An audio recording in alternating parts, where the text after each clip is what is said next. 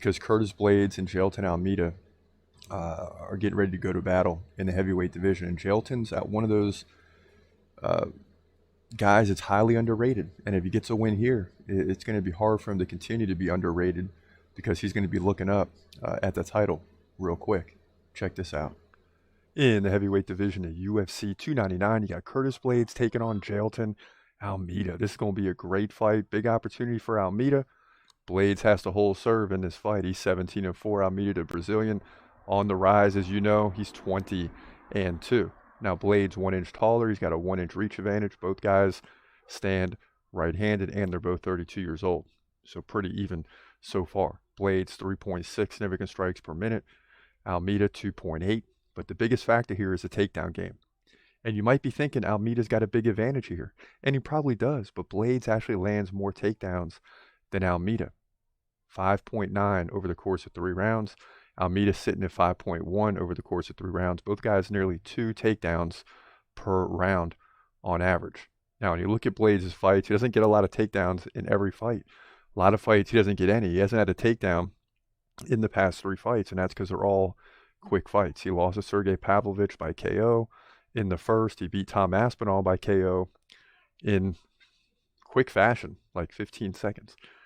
He also beat Chris Daukaus by KO in the second round and beat Rosenstruck by decision. So he's 3-1 in the last 4, but lost in his last fight against a good fighter. So interesting fight for Almeida because Blaydes is the top, he's one of the top dogs in the division. He beats everybody he's supposed to, even beating the interim champion in Tom Aspinall. Now, when you look at Almeida, he's beaten everybody, right? He's beaten Derek Lewis by decision. He submitted Rosenstruck.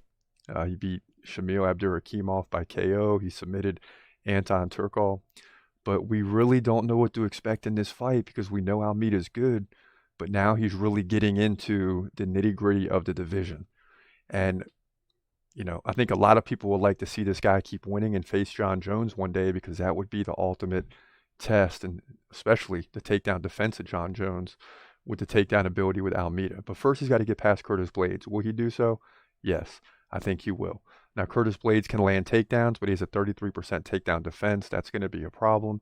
And, even though Blaydes can go to the ground, Almeida is much better and more experienced on the ground than almost anyone in the heavyweight division by far. And that's why I like him to win this fight and keep winning, to be honest with you. He's creeping into our due list top 20, especially if he wins this one. If he does win this one, in my opinion, I think he will. He'll move to 21-2 here in the heavyweight division at UFC 2. Yeah, and I think this is a guy really to keep an eye on this year, Jailton Almeida. You got Jailton Almeida, you got Hamza, you got Shavkat. These are guys that could potentially steal the belt. Now it's tougher in the heavyweight because John Jones is going to take his sweet time fighting. And then if he does win and he doesn't retire, you're looking at another year before, so maybe not Almeida because of just the timing factor. But I don't see this guy losing anytime soon. He's gonna fight, wait, he's gonna fight, wait, hold your breath till the end of the night.